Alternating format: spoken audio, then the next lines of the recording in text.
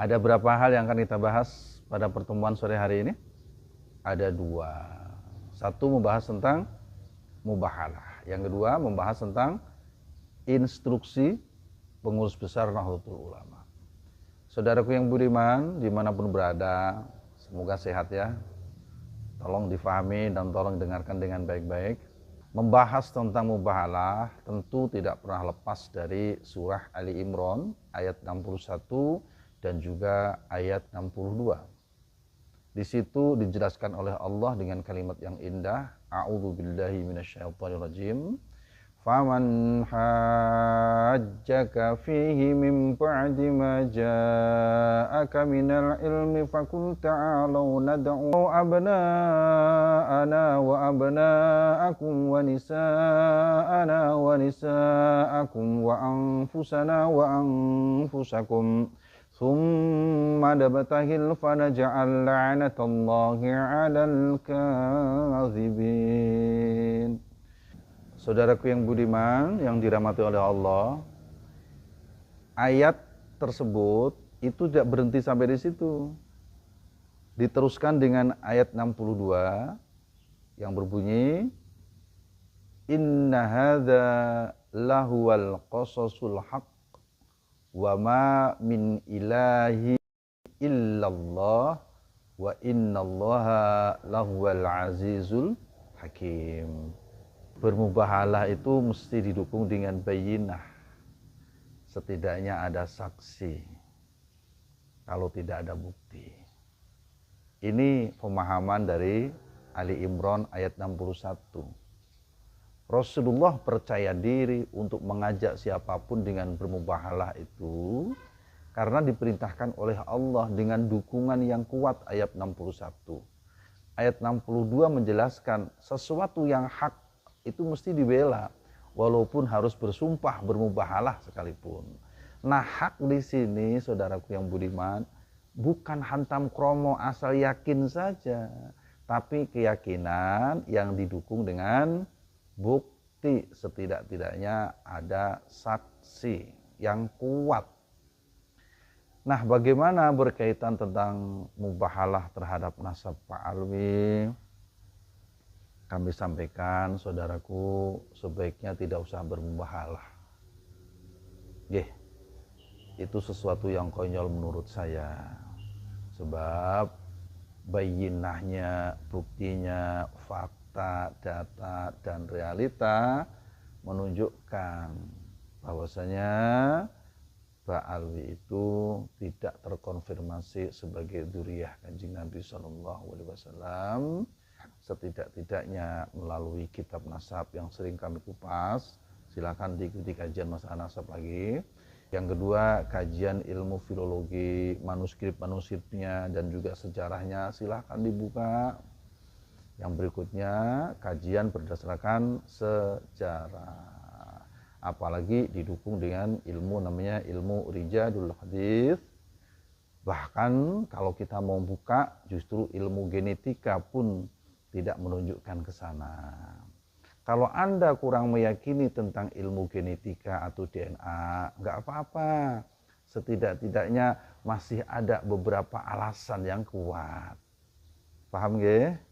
Jangan sampai kita malah berdebat masalah DNA-nya. DNA-nya gimana zaman Rasulullah? Bla bla bla bla bla bla, kan begitu. Nah, bagaimana dengan leluhur-leluhur kita di zaman dahulu, guru-guru kita di zaman dahulu yang meyakini atau mungkin ada yang bermubahalah bahwasanya Ba'alawi adalah dzurriyyah Nabi. Iya, zaman dahulu bukti tidak terungkap. Jadi tidak ada panduan, tidak ada referensi. Mereka meyakini berdasarkan dzon, prasangka. Gak ada referensi lagi. Ataupun ada, tapi tidak dibuka pada saat itu. Andai ada yang bermubahalah yang seperti zaman dahulu, ya monggo. Karena tidak ada perbandingan. Paham gak? Nah, kalau sekarang, semenjak terbukanya kitab-kitab nasab, di medsos, dibahas tentang kitab Rijalul Hadits, dibahas tentang ilmu filologi, bahkan terakhir tentang ilmu DNA. Apa yang mesti dimubahalahkan lagi? Bisa dipahami nggih? Jadi maksud kami di sini adalah jika Anda meyakini memang Pak Alawi itu memang benar tuh ya Nabi, ya monggo, tapi nggak usah pakai mubahalah. Paham nggih? Supaya tidak sia-sia. Terima kasih. Nah, saudaraku yang budiman, sekarang berkaitan tentang pertanyaan yang kedua, yakni pertanyaan tentang instruksi pengurus besar Nahdlatul Ulama. Saya bacakan ya. Ini pengurus besar Nahdlatul Ulama, Jalan Keramat Raya sekian-sekian. Nomornya 3975 /PB.01 sekian-sekian 2025, lampiran strip perihal instruksi. Yang terhormat pengurus wilayah Nahdlatul Ulama se-Indonesia. Yang kedua, pengurus cabang Nahdlatul Ulama se-Indonesia. Yang ketiga, pengurus cabang istimewa Nahdlatul Ulama. Yang keempat, pimpinan pusat Badan Otonom Nahdlatul Ulama di tempat. Assalamualaikum warahmatullahi wabarakatuh. Teriring doa serta salam, semoga Allah Subhanahu wa taala senantiasa memberikan bimbingan dan pertolongan kepada kita. Amin. Menyikapi perkembangan silang pendapat tentang isu nasab yang terus bergulir di tengah masyarakat, sebagaimana tampak dari berbagai sikap dan tindakan pihak yang saling berbeda pendapat, pengurus besar Nahdlatul Ulama dalam kurung PBNU menyampaikan instruksi sebagai berikut. 1. Tolong diperhatikan nih, nanti kita bahas di sini. Hendaknya seluruh fungsionaris, pengurus dan kader Nahdlatul Ulama senantiasa berpegang teguh pada khittah Nahdlatul Ulama sebagai landasan berpikir, bersikap dan bertindak warga Nahdlatul Ulama yang harus dicerminkan dalam tingkah laku perseorangan maupun organisasi serta dalam setiap proses pengambilan keputusan.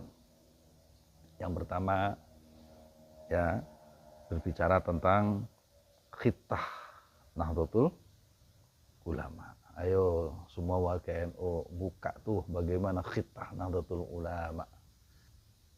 Yang kedua, hendaknya perbedaan pendapat yang terjadi dapat disikapi dengan bijaksana, penuh kearifan, dan menghindari semangat permusuhan, serta tetap mengedepankan adab dan menjunjung tinggi ilmu, pengetahuan, serta ahli-ahlinya. Ini bagus ini. Instruksi yang nomor 2 ini. Ayo monggo, seluruh pengurus Nahdlatul Ulama, baik di tingkat atas maupun sampai di bawah, ayo buka kitab-kitab kalian semuanya. Ya, karena memang untuk mensikapi perbedaan, menghindari permusuhan, itu memang ya harus dikedepankan adalah adab dan menjunjung tinggi ilmu pengetahuan serta ahli-ahlinya. Yang ketiga, setiap fungsionaris, pengurus dan kader Nahdlatul Ulama berkewajiban menjaga dan menegakkan hak martabat segenap warga tanpa kecuali. Titik.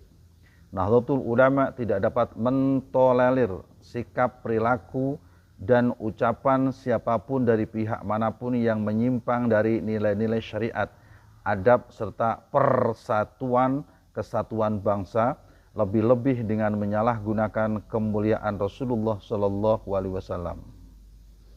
Ini bagus ini, poin ini. Bagus sekali. Ulangi lagi ya, garis terakhir. Lebih-lebih dengan menyalahgunakan kemuliaan Rasulullah Sallallahu Alaihi Wasallam. Tolong perhatikan warga NU nih, instruksi ini. Jangan sampai instruksi ini kontraproduktif ya, antara isi dengan semangat para pengurusnya.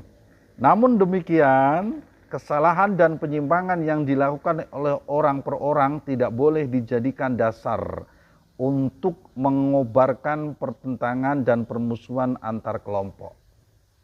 Perhatikan, boleh berbeda pendapat, tapi tidak boleh saling mencaci, memaki, menghina, dan merendahkan. Sepakat.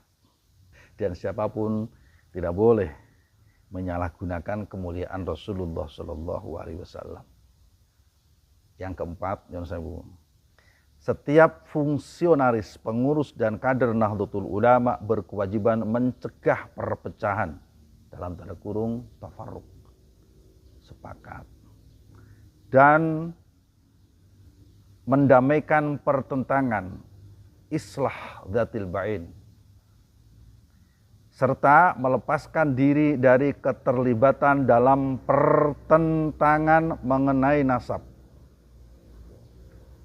baik dari keikutsertaan dalam silang pendapat yang meninggalkan adab maupun dari keikutsertaan dalam perkumpulan dan atau organisasi yang sengaja dibentuk untuk menjalankan permusuhan terkait masalah nasab, seperti Perjuangan Wali Songo Indonesia Laskar Sabilillah dalam kurung PWLS maupun organisasi yang berseberangan dengan PWLS.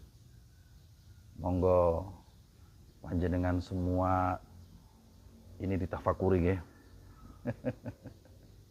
Ditelaah lagi.